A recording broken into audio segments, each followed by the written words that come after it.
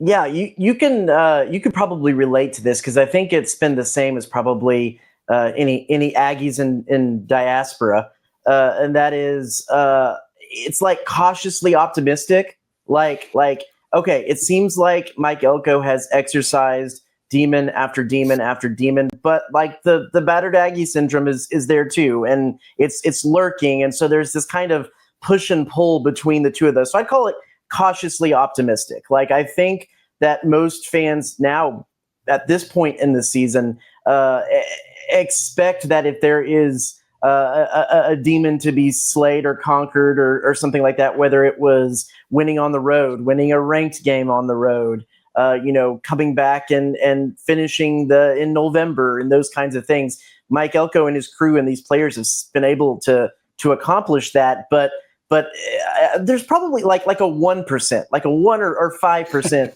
feeling of like, but is that other shoe gonna drop? So yeah, y'all could probably speak to that equally as much, kind of cautiously optimistic. Yes, so you mentioned that battered Aggie syndrome, and Aggies know it well, and now most across the SEC have heard Aggies talk about it a lot, so they bring it up as well. But in the first half of that South Carolina game, the fever of my battered Aggie syndrome was at like 106.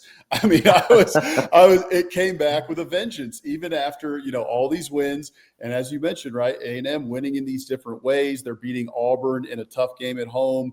They can win a close game. They can win a shootout at Notre Dame. They can win a ranked game on the road.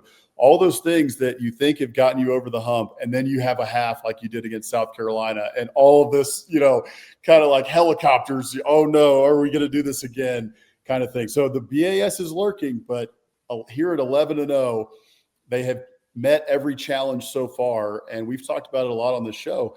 It feels like things are a little bit different under the Elko regime. He brings that lunch pail mentality. He talks about it all the time. He's got the buy-in from the players.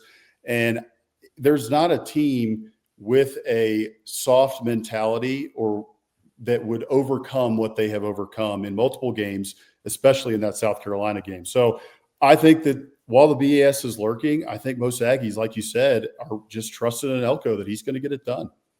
Yeah, the funny thing is, I'm not saying that I was like completely optimistic after that first half of South Carolina that they'd be able to do what they did. But the time that you actually, that there's a physical proof of me texting, we have a group text with Tyler Shaw, my sports director at KBTX, and Max Crawford, our meteorologist who's also an Aggie and is on we three of us have a podcast as well. And we kind of text during the games. And it was LSU at the end of the first half that I actually did text and say, this is when it's going to catch up to them. And then when they were able to overcome that at LSU, I think that there was something in South Carolina in me that was like, I think this team is going to come out at halftime.